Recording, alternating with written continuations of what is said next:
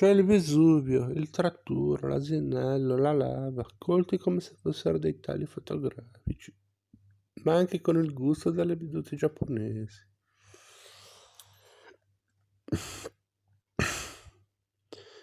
De Nittis è fortemente affascinato dalla pittura giapponese e dalle minuziose soluzioni decorative delle arti orientali.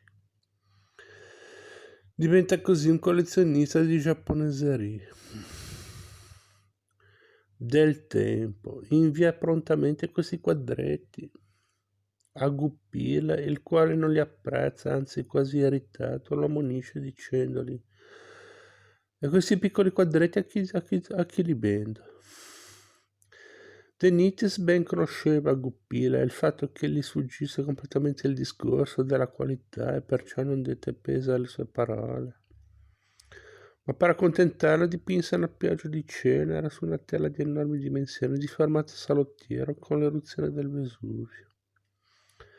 Al periodo napoletano appartengono anche i dipinti Colazione in giardino e Pranzo a Posillipo, quest'ultimo realizzato nella scia della tradizione, rappresentata dallo scoglio di Frisio e dal pranzo a Mergellina, con un'analisi verosimile della realtà,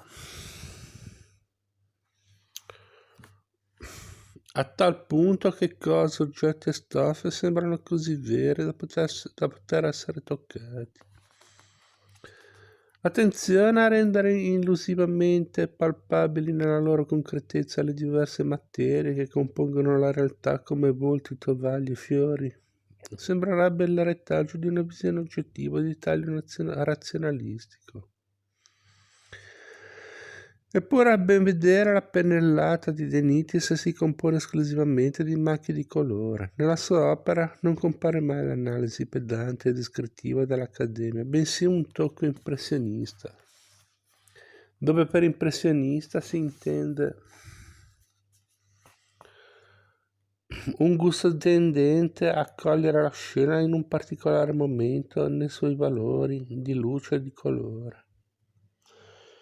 Protagonista la bellissima Leontine, che si staglia sullo sfondo di Palazzo Donanna, mentre in un angolo del quadro un traliccio, che sembrerebbe non esserci mai stato in quel punto, rappresenta il ricordo di un traliccio parigino, in omaggio alla sua seconda patria. Forse l'uomo sulla destra vuole essere l'autoritratto del pittore. Il dipinto Colazione in giardino è un'opera successiva eseguita nel 1879, solo 5 anni dopo la sua morte, solo 5 anni prima della sua morte, che arriva improvvisa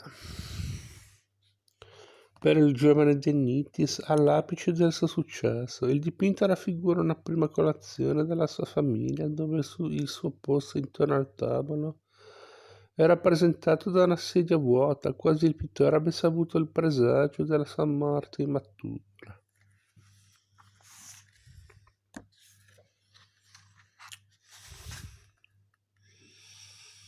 Il disagio della realtà, Francesco Netti. Ogni civiltà e ogni cultura ha elaborato una propria idea di cosa sia il mondo e cosa debba intendersi per reale. La psicologia moderna, ad esempio, sostiene che la realtà sia il frutto di rappresentazioni mentali derivate dall'esperienza di ciascun individuo. Man mano che affrontiamo le tappe della crescita psicologica e fisica, le esperienze vissute e sedimentate nella memoria andrebbero a costituire il film della nostra vita, la nostra percezione della realtà. Di conseguenza la serenità del vivere deriverebbe dall'aver avuto meno